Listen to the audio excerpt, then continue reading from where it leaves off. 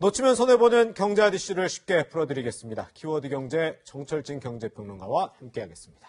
오늘 키워드, 첫 번째 키워드 어떤 겁니까? 네, 첫 번째 키워드는 마이너스 57%입니다. 뭐가 이렇게 많이 떨어졌나요? 바로 서울 아파트의 거래량을 말하는 거예요. 예. 실은 이제 8월의 거래량입니다. 네. 1월부터 7월과 그 다음 달인 8월의 분위기가 완전히 바뀌었기 때문에 이 거래량에 대한 이야기를 좀 해보려고 하는데요. 예. 먼저 좀 표를 통해서 전국과 또 서울의 이 아파트 매매입니다. 예. 매매만 따가놓은 이 거래량들을 한번 살펴볼 텐데 전국적으로는 이제 10만 건들이 쭉 넘어섰습니다. 네. 하고 직전인 7월까지만 해도 14만 건 정도였다가 네. 8월에 들어서 이제 약 한 40%가 급감한 이제 8만 5천 거래량으로 떨어지고요. 예. 실은 전국보다는 더 중요한 바로미터가 네네. 서울이겠죠. 예. 서울 아파트 이제 거래를 보면 7월에만 해도 16,000건이었다가 네. 이제 8월에 6,800건대로 이게 마이너스 57%가 급감한 것이고요.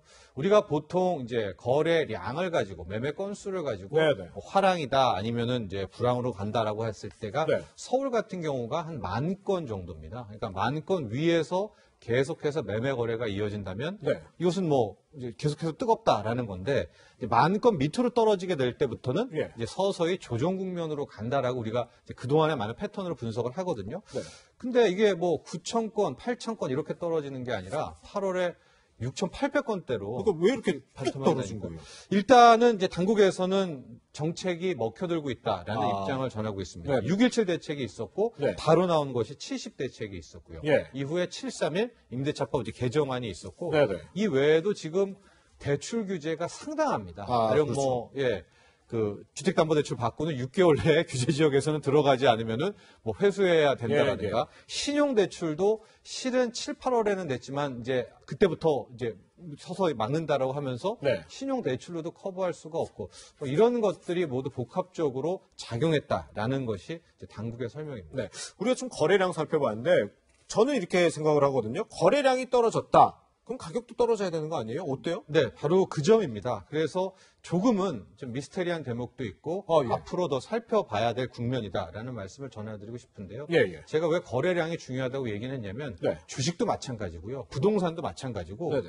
가격이 오를 땐 거래가 어떻게 됩니까? 거래가 터지죠. 예. 그러면서 소위 말하는 거래가 급감하면서부터 이제 가격이 확 꺾이고 네네. 완전히 이제 뭐 주가도 그렇고 부동산도 무너지게 될 때 급매물이 쏟아지면서 거래가 다시 터지면서 떨어지게 되는 것이 기존의 이제 하나의 가격과 거래량의 흐름인데 네. 최근에 이제 서울 아파트가의 이제 실거래가를 몇 군데를 좀 보면은요. 네. 이 정도로 거래가 급감했으면 실은 가격은 조정받거나 그렇죠. 뭐 큰 폭으로 떨어지진 않더라도 떨어져야거나 아니면 보합이어야 될 텐데. 예.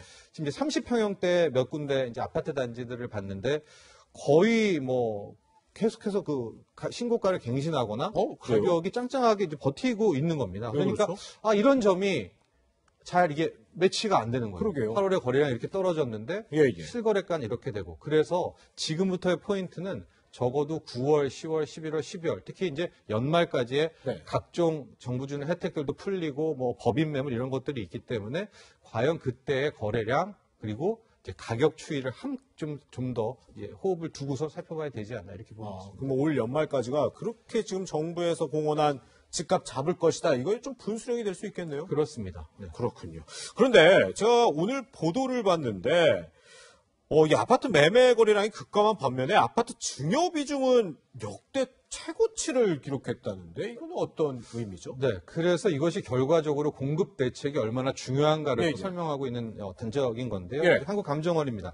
8월에 전체 거래에는 앞서 우리가 한 6,800건 되는 매매 거래도 있고요. 네. 뭐 분양권 입주권 거래도 있고 그렇죠.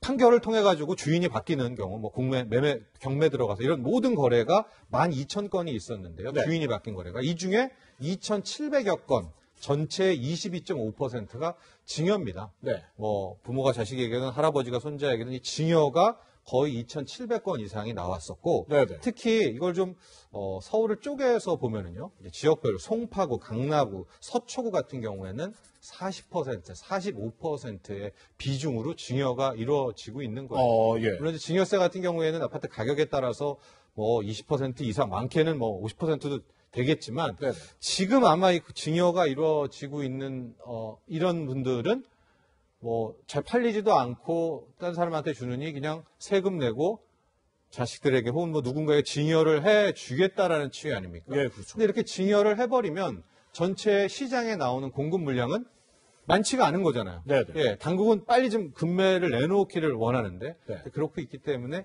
이제 이 증여의 모습도 당국이 향후 공급 정책을 쓰는데 분명히 체크해야 될 포인트가 아닌가 싶습니다. 그리고 또 한 가지가 이 부동산 세금 관련 법안이 지난달 국회를 통과했는데 이도 좀 무관하지 않을 것 같은데요. 네, 그렇습니다. 이제 앞으로 향후 이제 뭐 종부세들이 크게 늘어나게 되고요. 예. 그다음에 또 내년 6월까지가 또 지나게 되면 또 이런저런 좀 많은 뭐 엄청나게 많은 이제 규제들이 나오게 됩니다. 네네. 아마 그런 차원에서 차라리 증여를 선택하지 않았나 싶습니다. 그런데 저희가 이 키워드 경제 시간에 정말 부동산 얘기 자주 하잖아요. 네. 정말 부동산 정책 지금 뭐 23번째인가요?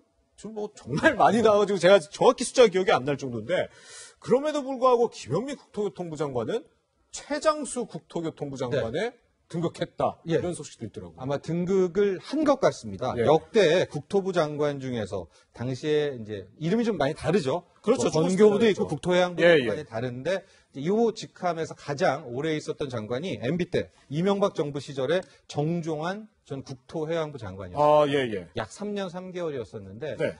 이번 문재인 정부의 김현미 장관이 일단 3년 3개월을 조금 넘었었고요. 예. 지금 문재인 대통령의 신뢰가 크기 때문에 네네. 아마 뭐 바뀔 가능성은 낮기 때문에 예. 현재 이제 국토부 장관 중에서는 김현무 장관이 가장 오래한 그런 장관이 될 것 같은데요.